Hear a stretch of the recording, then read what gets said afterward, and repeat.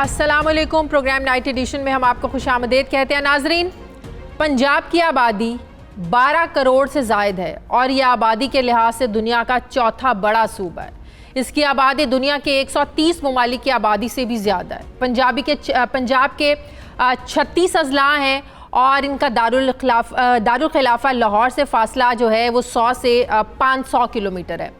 लोग यहाँ अपने मसाइल हल करवाने के लिए 10-10 घंटों का जो है ना उन्हें सफ़र तय करना पड़ता है। और सबसे बड़ी बात, 130 ममालिक की आबादी से ज़्यादा बड़े सूबे का चीफ एग्जीक्यूटिव भी एक ही है। आज़ादी के वक्त पंजाब का ज़्यादा हिस्सा पाकिस्तान के पास आया था। भारत के पास कम हिस्से जाने के बावजूद अगर हम देखें तो भारत ने पंजाब को इंतज़ामी लिहाज से 3 हिस्सों में तकसीम कर दिया, लेकिन हम आज तक 12 करोड़ की आबादी से बड़े सूबे को इंतज़ामी लिहाज से तकसीम ही नहीं कर पाए हैं। और आज तक यही नहीं समझ पाए कि आखिर एक शख्स 12 करोड़ अफराद के मसाइल को हल कैसे कर सकता है। साबिक हुक्मरानों की बात करें, उन्हें उनकी नाअहली कहें, गफलत कहें, बेहिसी कहें या फिर ज़ाती मफादात समझा जाए, उनकी वजह से जनूबी पंजाब के अवाम जो हैं आज भी बुनियादी ज़रूरियात ज़िंदगी से महरूम हैं।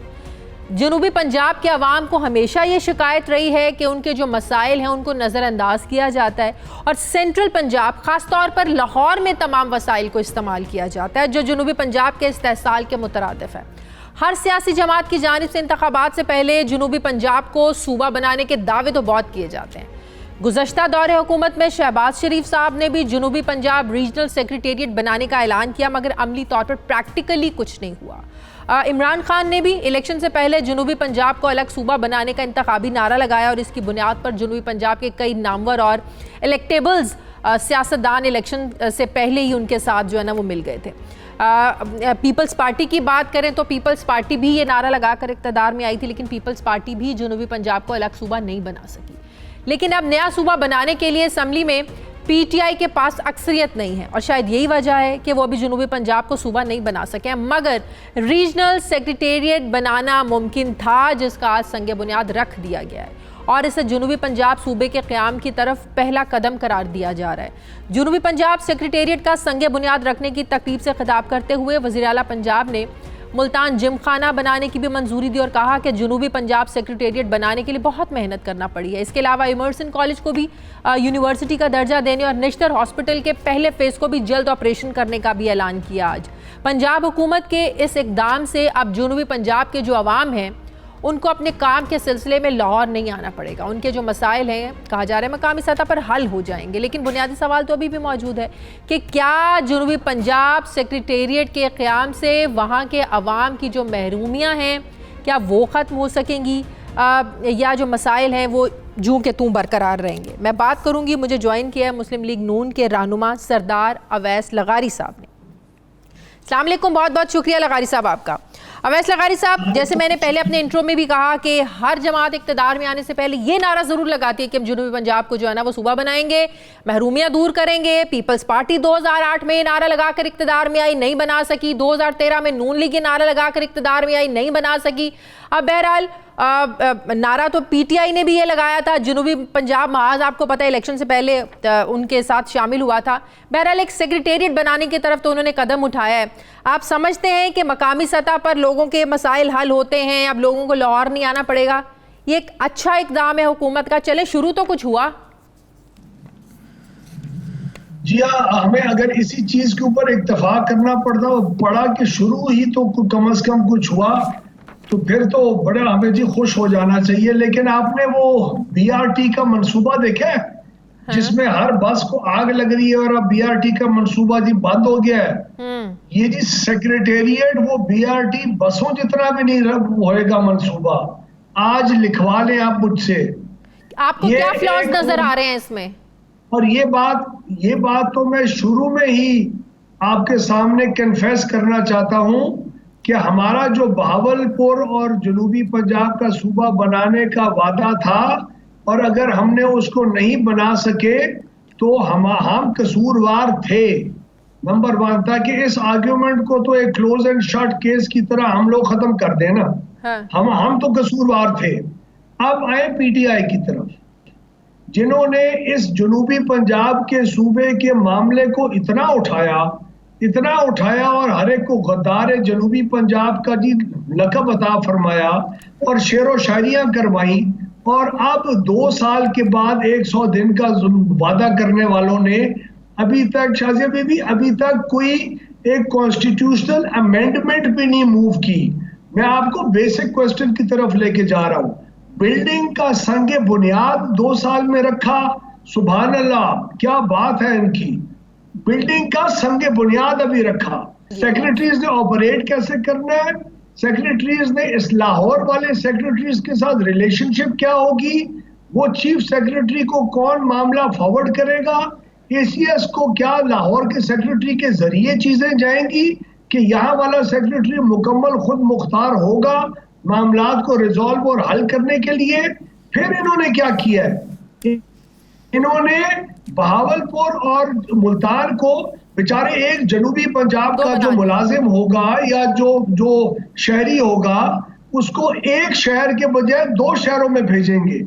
पुलिस के लिए एक शहर में जाएगा, दूसरी जो ब्यूरोक्रेसी है उसके लिए दूसरे शहर में जाएगा। तो ये उतना ही कॉम्प्लिकेटेड और कंफ्यूज्ड और मैं तो कहता हूं अहमकाना प्रोग्राम है जितना इमरान खान की बाकी हुकूमत आपको दिखाई दे रही है। चलें, अब मेरी बात इसमें तो कुछ शक शुबा नहीं है। इनके काम में तो इन्होंने जो इनिशिएटिव लिया है उसमें तो आपने बीसियों नकाइस निकाल दिए हैं।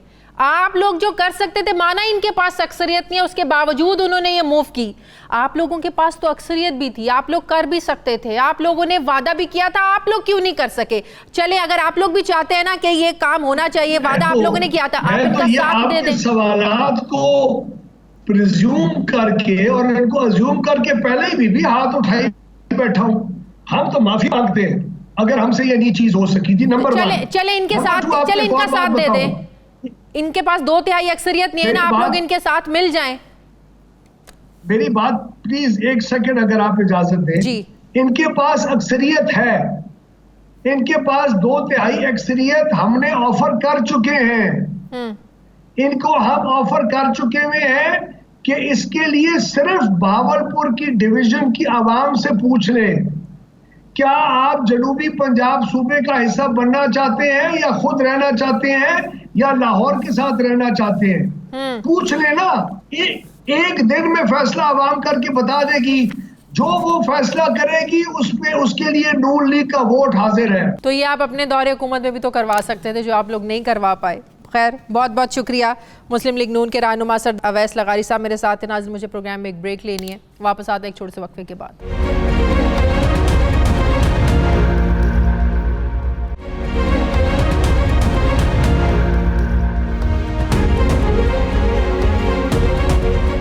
ब्रेक के बाद एक बार फिर से आपको खुशामदीद कहते हैं। नाज़रीन, ऑपोजिशन की एपीसी से पहले आज पाकिस्तान बार काउंसिल ने एपीसी का इनेकाद किया, जिसका एजेंडा जजेस की तैनाती के तरीक़ाकार में तब्दीली, एहतसाबी निज़ाम और सिविल आज़ादी था। पाकिस्तान बार काउंसिल की इस एपीसी में opposition leader Shahbaz Sharif, chairman Peoples Party Bilawal Bhutto Zardari समेत दीगर सियासी जमातों के नुमाइंदों ने इसमें शिरकत की।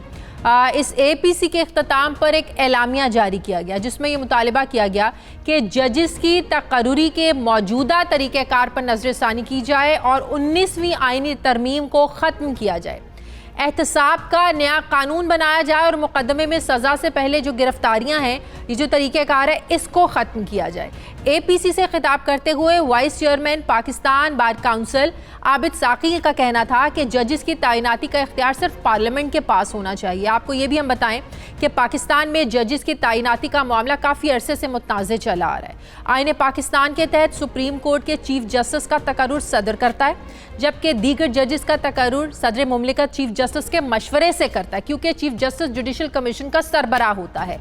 आइन के तहत सदर इस बात का पाबंद नहीं है कि वो इस सिलसिले में पार्लियामेंट से मंजूरी हासिल करे। आइन के मुताबिक जुडिशल कमीशन इस वक्त 9 अरकान पर मुश्तमिल है, जिसके चेयरमैन और सरबराह चीफ जस्टिस पाकिस्तान हैं। इसके अलावा इस कमीशन में 4 सीनियर तरीन जजेस, सुप्रीम कोर्ट के रिटायर्ड जज, वफाकी वजीर कानून, अटॉर्नी जनरल और पाकिस्तान बार काउंसिल का नुमाइंदा शामिल होते हैं। जबकि हाई कोर्ट के जजेस की तैनाती की सूरत में कमीशन में मुतल्लिका हाई कोर्ट के चीफ जस्टिस, एक सीनियर तरीन जज, सूबाई वजीर कानून और सूबाई बार काउंसिल का नुमाइंदा शामिल होता है। वकला तंजीमों को इस कमीशन की तश्कील पर एतराज़ात हैं और इनके ये तहफ़्फ़ुज़ात हैं कि कमीशन में अक्सरियत जजेस की है, जिसके बायस दीगर अरकान इस पर मुशावरत जो है ना वो नहीं कर पाते और वोटिंग के ज़रिए अक्सरियत से फ़ैसला कर लिया जाता है। हम आपको यहाँ पर यह भी बताएं कि जजेस की तैनाती का ये तरीक़ाकार 19वीं तरमीम में मुतारिफ़ करवाया गया था और ये मौक़िफ़ अपनाया गया था कि 19वीं आईनी तरमीमी बिल का बुनियादी मकसद आला अदालतों के जजेस की भर्ती के नए तरीक़ाकार जो 18वीं आईनी तरमीम में वाज़े किया गया था, इसमें सुप्रीम कोर्ट की हिदायत के मुताबिक उस वक्त तब्दीली की गई थी। दिसंबर 2010 में मंजूर होने वाली इस तरमीम पर पीपल्स पार्टी के उस वक्त के वज़ीर आज़म यूसुफ रज़ा गिलानी ने अपनी हुकूमत को मुबारकबाद भी दी थी और ये क्रेडिट भी लिया था कि उनकी हुकूमत ने 1 साल में 2 तरमीम की हैं, जबकि उन्होंने आईनी कमेटी के अरकान को आइंदा माह पाकिस्तान का आला तरीन सिविल एजाज निशान इम्तियाज भी देने का ऐलान किया था। लेकिन आज अपनी ही हुकूमत की जानिब से की गई आईनी तरमीम के ख़िलाफ़ होने वाली इस APC में बिलावल भुट्टो भी शरीक थे और ये कह रहे थे कि 19वीं तरमीम से जो थी वो एक धमकी से मंजूर करवाई गई थी। मैं इस फोरम से दरख्वास्त करता हूँ कि आप अपनी करारदाद में ये बात डालें कि 19वीं तरमीम मनसूख की जाए और जजेस की तैनाती का जो तरीक़ाकार है इसमें अवाम का सबसे ज़्यादा किरदार होना चाहिए। लेकिन हैरानगी होती है, तब यूसुफ रज़ा गिलानी आला तरीन सिविल एजाज़ देने की बातें कर रहे थे और आज बिलावल भुट्टो ये कह रहे हैं कि उस वक्त धमकियाँ दी गई थी, उस पर तरमीम हमसे करवाई गई थी। जबकि मौजूदा हुकूमत भी जजेस की तैनाती के तरीक़ाकार को तब्दील करना चाहती है और इस हवाले से गुज़श्ता साल नवंबर में आला अदलिया में जजेस की तकर्रुरी के लिए तश्कील दी गई पार्लिमानी कमेटी के इजलास में कवायद व ज़वाबित में तरमीम की बाकायदा मंजूरी भी दी गई थी और इजलास में ये फैसला कमेटी ने किया था कि नए कवायद व ज़वाबित के तहत जजेस की तकर्रुरी नामजद उम्मीदवार के इंटरव्यू के ज़रिए हुआ करेगी और इस गर्ज से पार्लिमानी कमेटी किसी भी शख्स को मदऊ करके इंटरव्यू करने की मजाज होगी, लेकिन इस पर पेशरफ्त नहीं हो सकी थी। अब मैं बात करूंगी, इस पर मुझे ज्वाइन किया है vice chairman Pakistan bar council Abid साकी साहब ने। अस्सलाम वालेकुम, बहुत बहुत शुक्रिया आबिद साकी साहब। ये जो तरीक़ाकार 18वीं तरमीम के ज़रिए दिया गया था जो अब आप लोग चाह रहे हैं, फिर उस वक्त 19वीं तरमीम की गई, उस वक्त भी पीपल्स पार्टी ने क्रेडिट लिया। जब 18वीं तरमीम हुई तब पीपल्स पार्टी ने कहा हमने बहुत बड़ा काम कर लिया है। फिर आप कह रहे हैं कि जो 19वीं तरमीम करवाई गई वो प्रेशर के ज़रिए, धमकियों के ज़रिए करवाई गई, तो क्या तरीक़ाकार होगा? और सबसे पहले तो ज़रा ये बताइएगा कि आज आप लोगों की जो APC थी, हुकूमत का कोई नुमाइंदा इसमें क्यों शरीक नहीं हुआ? हुकूमत के नुमाइंदे की मर्जी है। हमने इमरान खान साहब को तहरीर लेटर भेजा था, जिससे दूसरे कायदीन को भेजा था और मैंने ज़ाती तौर पर फ़ोन कॉल के जरिए डॉक्टर फलोग नसीम साहब से रिक्वेस्ट की थी कि वो तशरीफ लाएं। अच्छा। उन्होंने मुझे कहा कि मैं अपने एंगेजमेंट से कुछ टाइम निकालने की कोशिश करता हूँ, तो वो तशरीफ नहीं लाए। इसलिए ये कोई उनका आउस्टर या कोई एक्सक्लूजन डिलिबरेट नहीं थी। हमने उनको इन्वाइट किया जैसे सारी सियासी जमातों ने इन्वाइट किया। अच्छा, तो अब आप जो कह रहे हैं कि 19वीं आईनी तरमीम को ख़त्म किया जाए, तो ज़ाहिर है ये तो हुकूमत से मुशावरत और इसके बगैर तो नहीं हो सकता। इस पर हुकूमत का क्या पॉइंट ऑफ व्यू है, कैसे करेंगे आप लोग? आप पूछे उनसे कि उनका क्या पॉइंट ऑफ व्यू है। हमने तो अपना पॉइंट ऑफ व्यू जनरेट किया है और उसमें पूरे पाकिस्तान की एसोसिएशन और काउंसिल थी, पॉलिटिकल पार्टीज थी अक्रॉस द कंट्री। कोई ऑलमोस्ट 18 जो हैं वो लीडर्स ऑफ द पार्टी थे, आइदर दे वर प्रेसिडेंट और सेक्रेटरी और चेयरमैन। तो कहने का मतलब ये है कि हमने एक कंसेंसस डेवलप करने की कोशिश की है। दूसरी बात यह है कि 19वीं तरमीम और 18वीं तरमीम को जो रिडेंडेंट करने के लिए जो पार्लियामेंट्री कमेटी का ओवरसाइट करेक्टर और रोल था, उसको रिडेंडेंट और रिड्यूस करने के लिए तो 19वीं तरमीम की गई, जिसके नतीजे में पार्लियामानी कमेटी को और बाद में फिर मुनीर हुसैन भट्टी केस की जजमेंट के जरिए उसको बिल्कुल रिडेंडेंट कर दिया गया। हम कहते हैं कि अब ये एक्सक्लूसिव पावर सिर्फ जजेस के पास रह गई है। इसमें ना बार काउंसिल की, ना एग्जीक्यूटिव की और ना पार्लियामेंट की कोई पार्टिसिपेशन इस प्रोसेस में मीनिंगफुल नहीं रहेगी, इसलिए कि जजेस आर इन द मेजॉरिटी। तो ये हमारा देखिए कॉन्स्टिट्यूशनल राइट है, हम इस मुल्क के शहरी हैं और एक वाइब्रेंट यानी कॉन्शियस रखने वाले लोग क्लास हैं। हम लोगों को आईनी और कानूनी हुकूक के हवाले से अपनी मुशावरत और अपनी सर्विसेज प्रोवाइड करते हैं। तो ये हमारा राइट है कि हम जजेस की तकर्री के प्रोसेस को मेरिट बेस्ड, ट्रांसपेरेंट और ऑब्जेक्टिव बनाने के लिए अपनी जिद्दोजहद करें। तो कल को ये आवाजें नहीं उठेंगी कि सियासी भर्तियां हो रही हैं, जैसे हर महकमे में अब कहा जाता है कि सियासी सरपरस्तियां हैं, सियासी भर्तियां, पुलिस के महकमे को देख लें। देखिए पता नहीं आप सियासी भर्तियां और सियासत को किस तरह देखती हैं। मेरे नजदीक तो सियासत जो है वो एक तकद्दुस का अमल है, और मैं तो उसके साथ शऊर को जोड़ता हूँ, और एक इंसान अपने शऊर और अपनी अंडरस्टैंडिंग की बुनियाद पर समाज और निज़ाम को तब्दील करने की जिद्दोजहद करता है। तो मैं तो सियासत को इस तरह लेता हूँ। अब सियासी भर्तियां क्या होती हैं और इस तरह की सियासत नवाजी का अमल क्या होता है। साकिब साहब, जब 19वीं तरमीम हुई थी ना, तो उस वक्त गिलानी साहब ने कहा था कि मीडिया और जो लोग कहते हैं ना कि अदलिया और पार्लियामान में तसादुम होगा, आज वो खौफ खत्म हो गया, क्योंकि पार्लियामान ने 19वीं तरमीम अदालती एहतराम में मंजूर की है।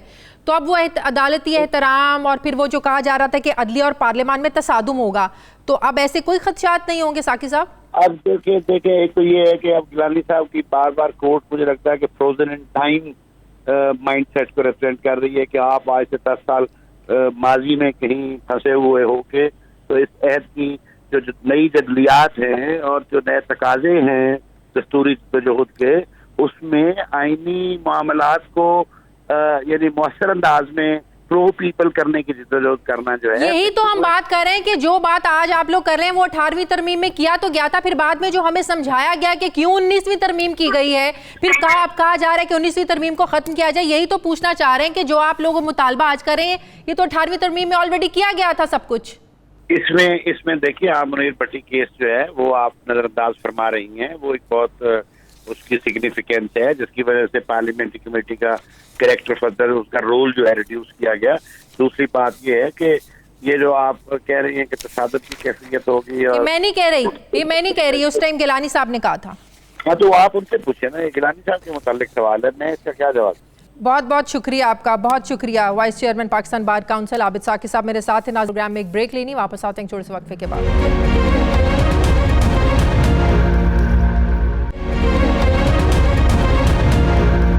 ब्रेक के बाद एक बार फिर से आपको खुशामदीद कहते हैं। नाजरीन, पेशावर बीआरटी सर्विस की बसों में एक के बाद एक आग लगने के वाक़यात सामने आ रहे हैं, जिसकी वजह से अब जो बस सर्विस है उसको आर्जी तौर पर मुअत्तल कर दिया गया है। मीडिया रिपोर्ट्स के मुताबिक हैदराबाद फीडर रूट्स पर चलने वाली बीआरटी बस में आग लगने का वाक़या पेश आया है।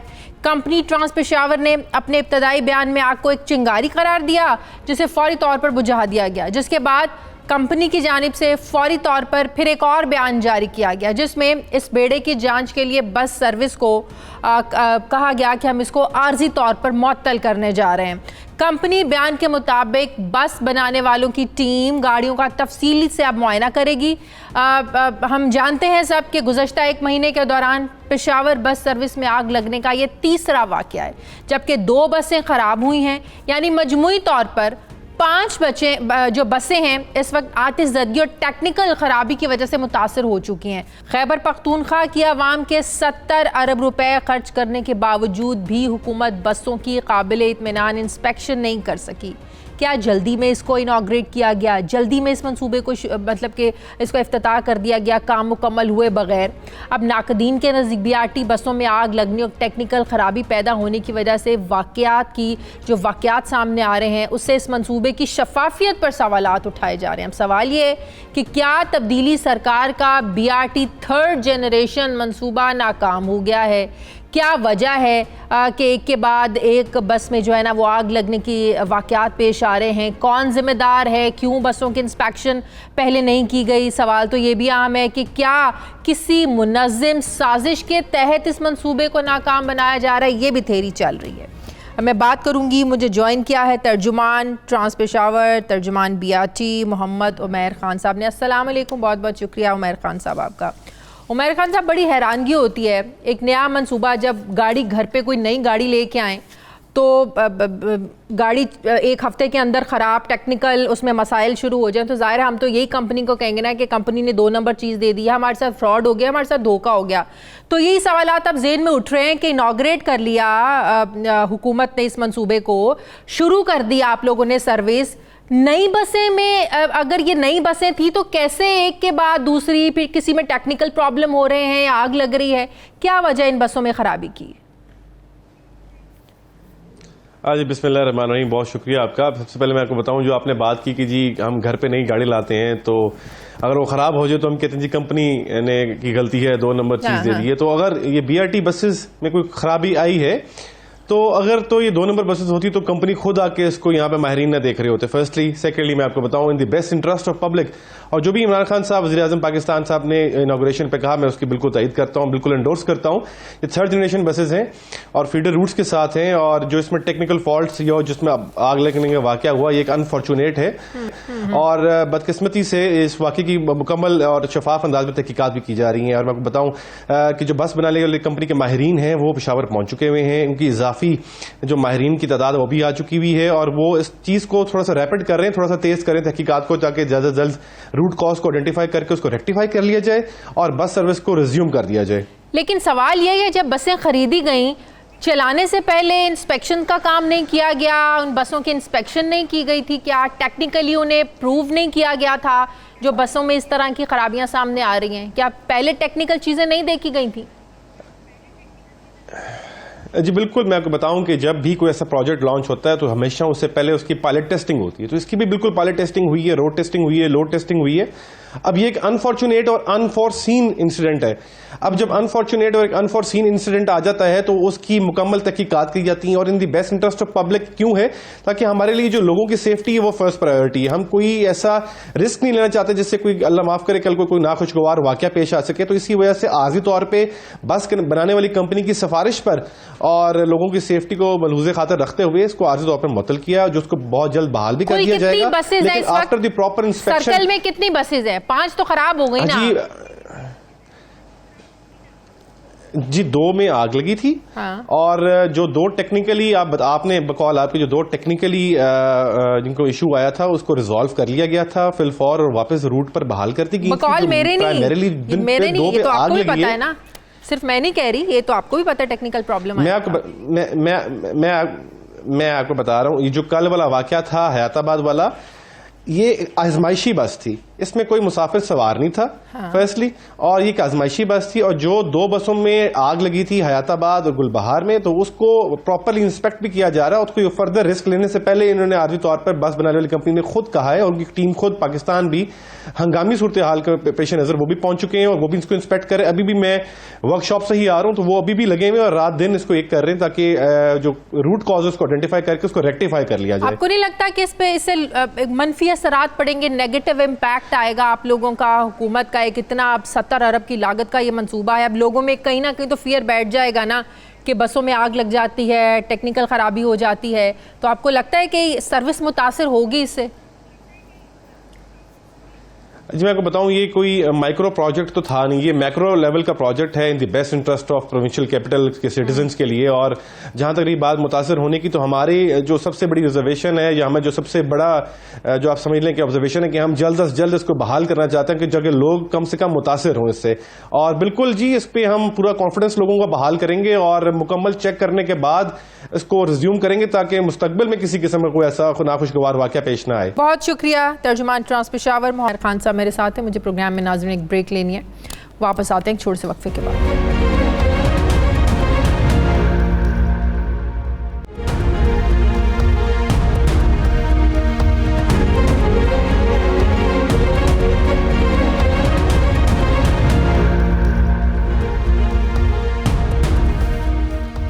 ब्रेक के बाद एक बार फिर से आपको खुशामदीद कहते हैं नाजरीन। सिंध में बल्दियाती इंतखाबात के इनेकाद का मामला खटाई में पड़ गया और 120 दिन के अंदर बल्दियाती इंतखाबात के इनेकाद के जो इम्कानात हैं वो ख़त्म हो गए हैं। इलेक्शन कमीशन ने सिंध में बल्दियाती हल्का बंदियों का शेड्यूल वापस ले लिया और बल्दियाती हल्का बंदियाँ ना करने से मुतालिक हुक्मनामा भी जारी कर दिया है।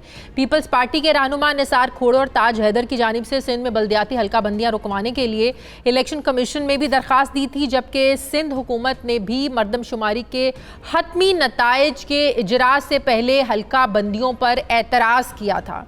वज़ीर आला सिंध ने इस पर अपने तहफ़्फ़ुज़ात का इजहार करते हुए कहा था कि मुश्तरका मफादात काउंसिल की जानिब से मरदमशुमारी 2017 के नताइज की तौसीक तक बल्दियाती इंतखाबात से मुतालिक अगला कदम नहीं उठाया जा सकता, क्योंकि यह कानूनी तकाजा है कि ताज़ा मरदमशुमारी की बुनियाद पर ही हल्का बंदियाँ होंगी।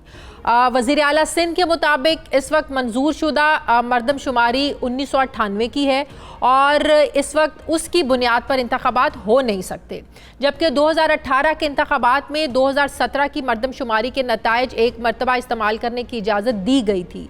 इलेक्शन कमीशन ने सिंध में बल्दियाती इंतखाबात के लिए हल्का बंदियों के शेड्यूल का भी ऐलान कर दिया था, जिसको अब वापस ले लिया गया है।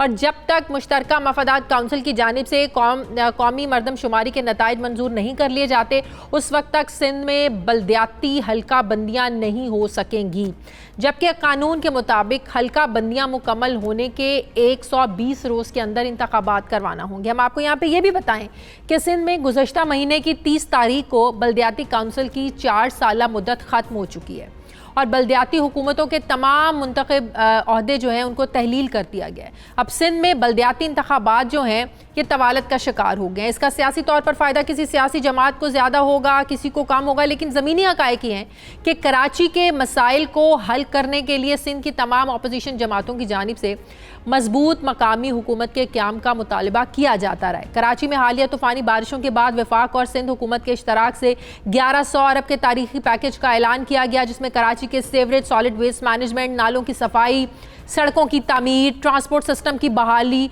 और पानी की फराहमी के लिए K4 प्रोजेक्ट की तकमील के मंसूबे शामिल हैं। इन मंसूबों की तकमील के लिए वज़ीर आला सिंध की सरबराही में एक निगरान कमेटी भी कायम की गई है, लेकिन ये कहा जा रहा है कि वफाक और सिंध हुकूमत को कमेटियों के जरिए शहर के मसाइल हल करने की बजाय मजबूत बल्दियाती निज़ाम के तहत जल्द अज जल्द बल्दियाती इंतखाबात करवाने चाहिए। ये बात भी हकीकत है कि 2017 की मरदमशुमारी के नताइज पर कराची की आम सियासी जमातों के तहफ़्फ़ुज़ात अभी भी मौजूद हैं, मगर सवाल ये है कि क्या फौरी तौर पर नई मरदमशुमारी का इनेकाद मुमकिन है। सवाल ये भी अहम है कि मसला हल्का बंदी और मरदमशुमारी है या इख्तियारात और वसाइल का मकामी हुकूमतों को मुंतकिल ना करना है। इस पर मैं बात करूंगी। मुझे तहरीक इंसाफ के रहनुमा अपोजिशन लीडर सिंध असम्बली फिरदौस शमीम नकवी साहब ने ज्वाइन किया। अस्सलाम वालेकुम, बहुत बहुत शुक्रिया फिरदौस शमीम नकवी साहब। फिरदौस शमीम नकवी साहब, अभी नई हल्का बंदियाँ नहीं हो सकती क्योंकि एतराज़ उठा दिया गया है कि जो जब तक नई मरदमशुमारी नहीं होगी उस लिहाज से आप हल्का बंदियाँ भी नहीं कर सकते। तो 2017 की मरदमशुमारी के मुताबिक क्या इंतखाबात नहीं हो सकते? देखिए, इस मामले के अंदर पहले ये देखा जाए कि बाकी सूबे क्या कर रहे हैं। बाकी सूबों ने 2017 के रिज़ल्ट को, जो प्रोविजनल रिज़ल्ट था, उसी के ऊपर कहा है कि हल्का बंदी कर ली जाए।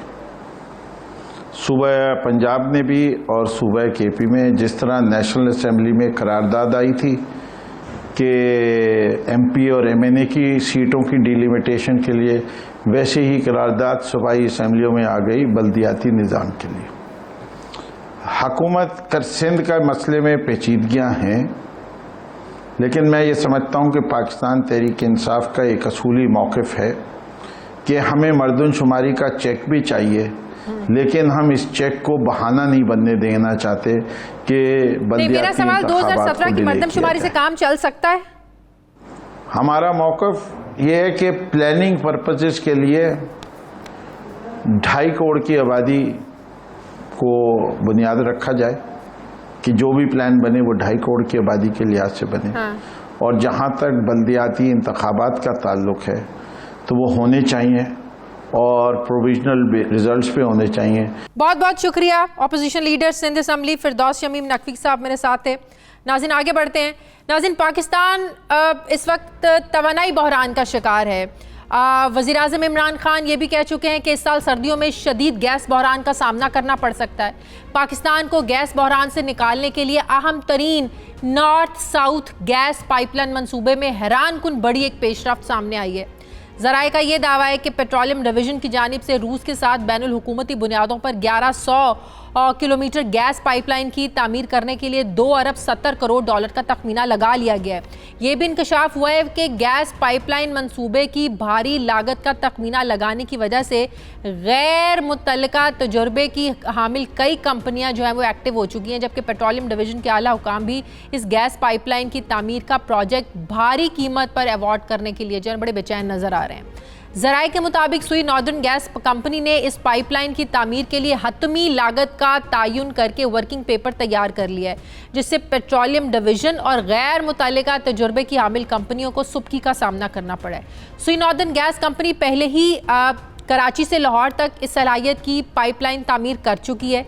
ये भी इंकशाफ हुआ है कि सुई नॉर्दर्न गैस कंपनी के बोर्ड ऑफ डायरेक्टर्स में से एक की रिपोर्ट पेश की गई है। इस रिपोर्ट में बताया गया है कि इस गैस पाइपलाइन की तामीर का जो तखमीना 2 अरब 70 करोड़ डॉलर लगाया गया वो बिल्कुल गलत है और ये गैस पाइपलाइन सिर्फ 1 अरब डॉलर में तामीर की जा सकती है, जिससे सुई नॉर्दर्न गैस कंपनी को 25% मुनाफा भी साथ मिलेगा। जबकि एडिशनल सेक्रेटरी पेट्रोलियम डिवीजन ने यह मंसूबा 1 अरब डॉलर में तामीर करने की हिमायत कर दिया। सवाल यह है कि वो आखिर ऐसे कौन से अनासिर हैं, कौन लोग हैं वो जो मुल्क और आवाम को 1 अरब 70 करोड़ डॉलर इजाफी रकम का टीका लगाना चाहते हैं। क्या इनके खिलाफ कोई कार्रवाई होगी? जबकि वज़ीर आज़म के लिए ये भी एक इम्तिहान है कि वो इस गैस पाइपलाइन मंसूबे की तामीर कम तरीन लागत में करवाएं। इस पर मैं बात करूंगी इस्लामाबाद के ब्यूरो चीफ सुहेल इकबाल भट्टी से। बहुत शुक्रिया सुहेल इकबाल आपका।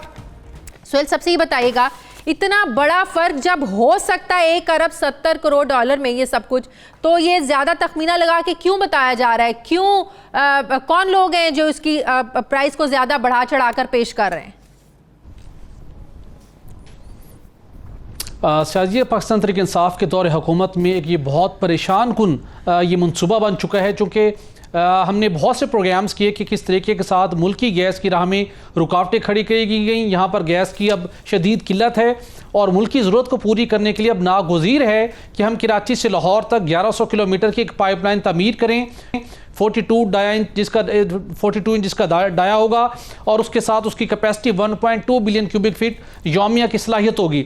अब इस मकसद को हासिल करने की काफ़ी अरसे से कोशिशें थी कि हम किसी ना किसी तरीके के साथ रूस को ये प्रोजेक्ट G2G बेसिस पर दे दें, क्योंकि हमारे पास पैसे नहीं है, हम कैसे करेंगे। फिर सुप्रीम कोर्ट ऑफ पाकिस्तान का लैंडमार्क डिसीजन आया कि GADC की रकम मौजूद है 517 अरब रुपये और आप उससे पाइपलाइन ही तामीर कीजिए। पेट्रोलियम डिवीज़न में मुझे कुछ आला हुकाम ने वर्किंग की और 31 अगस्त को हमने डॉक्यूमेंट्स के साथ नाइट एडिशन में अपने नाज़रीन को बताया कि इस मंसूबे की लागत 2 अरब 70 करोड़ डॉलर तखमीना लगा लिया गया है। और एक ऐसी कंपनी जिसके हमारे मुतल्लिका इदारों की जानिब से जिसे रिजेक्ट कर दिया गया है, जिसका नाम ETK है, रशियन कंपनी है। बहुत से लोग और पेट्रोलियम डिवीज़न के आला हुकाम इसी कंपनी को ठेका दिलवाना चाहते हैं 2 अरब 70 करोड़ डॉलर में। हमने उस वक्त ये दावा किया था कि मुख्तलिफ माहिरीन से बात हुई है, पाकिस्तान की कंपनियां, पाकिस्तान की सरकारी कंपनियां ये पाइपलाइन तामीर कर सकती हैं और बहुत कम लागत में। अब सुई नॉर्दर्न गैस कंपनी पहले कराची से लाहौर तक का जो इसी सलाहियत का पाइपलाइन तामीर वो मंसूबा काम कर चुके हैं, उन्हें एक्सपीरियंस भी है, तो क्यों हमारे जो लोग हैं बाहर की कंपनियों को ठेका देना चाहते हैं? उसकी यही वजह है एलिजिडली कि उसके अंदर इतना ज़्यादा आपको जब मार्जिन नज़र आ रहा है कि आपने कीमत का जो तखमीना है 2.7 बिलियन डॉलर लगा लिया है, तो विन करेंगे तो माजी की जो प्रैक्टिस जिसको पाकिस्तान तहरीक इंसाफ के लोग ही पॉइंट आउट करते रहे हैं, उसी जानिब मुबैना तौर के ऊपर यह मनसूबा बढ़ता दिखाई दे रहा है कि बाहरों बाहर ही सारा कुछ कर लिया जाएगा। लेकिन अब ऐसा नहीं हो सकता। पाकिस्तान और पाकिस्तानी अवाम जिस मुश्किल से दो चार हैं, सुई नॉर्दर्न ने उसका हल बताया है और सारे हुकाम अब परेशान हैं। सुई नॉर्दर्न बोर्ड में ये प्रेजेंटेशन दी गई, उसकी पाकिस्तान सुई नॉर्दर्न सारा काम खुद कर सकती है। 1 अरब डॉलर इसकी लागत आएगी। Additional secretary petroleum Ayub Chaudhry साहब ने नोट लिखा है कि मुल्क की कौमी मफाद में अवाम के पैसे को प्रोटेक्ट करते हुए हमें कम्पिटेटिव इन्वायरमेंट क्रिएट करना चाहिए, मुकाबले का रुझान हो। 1 अरब डॉलर ये मनसूबा मुकम्मल हो सकता है। इस अल्टीमेटली ये अवाम के पैसे से लगनी है और इसकी अदायगी अवाम ने करनी है। वज़ीर आज़म के नॉलेज में ये मामला लाया गया है, नींदें उड़ा दी हैं जो उसको है। वज़ीर आज़म साहब के इल्म में ये सारी कहानी लाई गई है।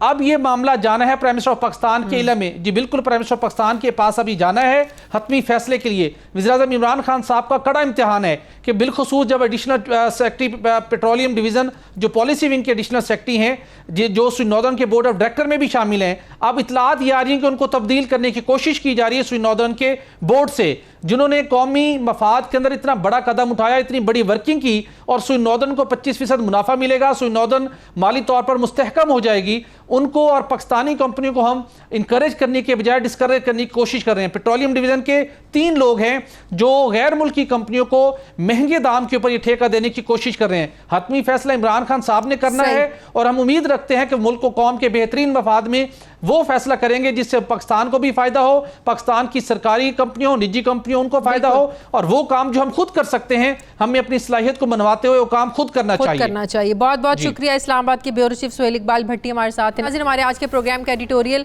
नाज़रीन, मोदी के हिंदुस्तान में हिंदुओं के लिए भी अब कोई जगह नहीं है। पाकिस्तान से 1 साल पहले भारत हिजरत करने वाले 2 हिंदू खानदान भारतीय मजालिम से तंग आकर वापस घोटकी पहुंच गए हैं। वतन वापस लौटने पर हिंदू खानदानों का वालेहाना इस्तकबाल किया गया। मीडिया के नुमाइंदों से बात करते हुए हिंदू खानदान ने सेकुलर भारत का पर्दा चाक करते हुए बताया कि हमें वहाँ नफरत से देखा जाता था, हमें बहुत मुश्किलात थी, इम्तियाजी सलूक और मजालिम ने वतन वापस आने पर हमें मजबूर किया है। अब यकीनन हिंदू खानदानों की वापसी ने एक मरतबा फिर ये साबित कर दिया है कि जिना के पाकिस्तान में अक़लियतें मुकम्मल आज़ाद हैं और मोदी का नाज़े माइंड सेनेट मतनाज़े शहरियत बिल मंजूर करवाने के बावजूद मुसलमानों को तो छोड़िए, हिंदू बिरादरी तक को बुनियादी हुकूक और तहफ़्फ़ुज़ फराम नहीं कर सका। यही फ़र्क है जिना के पाकिस्तान में और मोदी के हिंदुस्तान में कि आज पाकिस्तान में हिंदू ख़ानदानों को घर वापस लौटने पर खुशामदीद कहा जा रहा है। नाज़रीन, ये था हमारा आज का प्रोग्राम के लिए आप हमें फ़ीडबैक ज़रूर दीजिएगा। अपना ख्याल रखिएगा, मुझे इजाज़त दीजिए। अल्लाह हाफ़िज़।